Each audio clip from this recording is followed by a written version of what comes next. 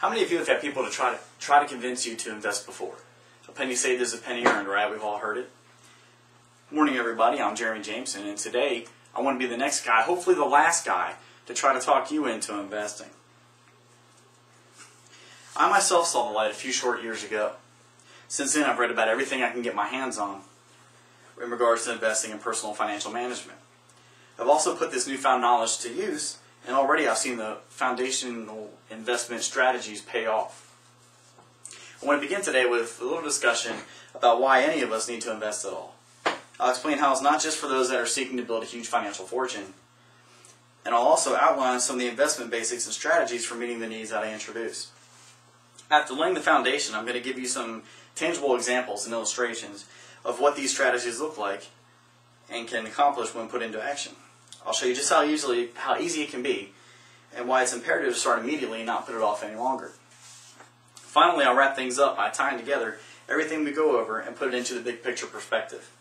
My hope is that you'll walk away with a purpose, a little determination to put your money to work for you. Let's begin with why we need to invest in the first place. Everybody's sitting and talking heads on TV, especially in an election cycle like we're in right now, talking about how Social Security is going to go bankrupt. It's true that they're paying out more and more money every year as the baby boomers get older, and there's less and less money coming in the ratio of people retiring to people working to pay for these benefits. Regardless of whether you think it's going to collapse or not, wouldn't you sleep easier at night knowing that you've taken the steps necessary to ensure that even if it does, you're going to be okay? Life expectancy is another thing. Life expectancy is rising in developed countries, especially like the United States. About.com says that in 1998 to 2000, life expectancy in the United States rose a full year. Life expectancy is a factor in the Social Security dilemma, but it also means you're going to face more life challenges during your retirement years. These challenges are going to require the financial flexibility that you can get by doing careful planning and taking careful actions now.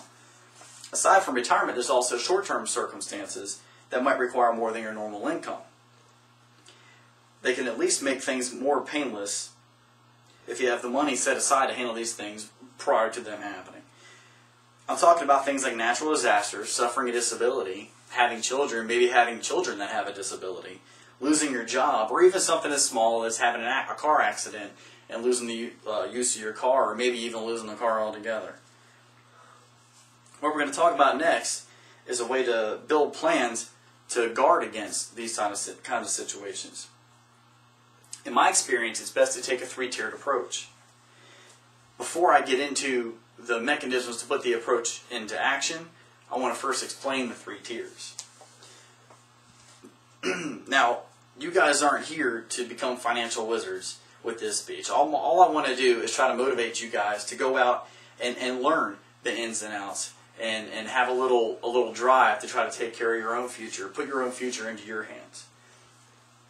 So I'm going to explain the tiers first, and then we'll get into the mechanism for putting them in place. First tier is the most popular imagery that comes up when somebody says investments, and that's retirement. Now, with your retirement investments, you're going to worry less about the day-to-day swings of the economy and the markets. Instead, you're going to focus on sustained performance and the tax advantages. You're only going to access these retirement funds if it's absolutely necessary or if there's a big-time emergency before you hit your retirement age. Now, the second tier also has time-based benefits built in because of the mechanisms, but you can access it at any time you need to. There's going to be no penalties. Now, the third tier is what I call a contingency fund. This is going to be a predetermined amount or maybe a minimum amount that you put a specific small amount of money into monthly. This is going to be set aside with little growth potential, but zero penalties at all for access. And this is what you're going to use to handle life's smaller obstacles that come your way. Okay, now for the mechanisms. With tiers 1 and 2, which is the retirement accounts and the accounts that have time-based benefits but don't have any restrictions on when you can get the money out, you're going to be using pretty much the same mechanisms, and that's going to be a mutual fund. I'm going to explain why. Because both these kinds of strategies depend on one thing. The market is always going to make you money. That's historically a fact. The market has never gone through any 10-year period and not earned money. It also has a 10% historical average return, which is pretty good. So what you want to do is harness this power to put your money to work for you, because both these kinds of investments, you're looking at a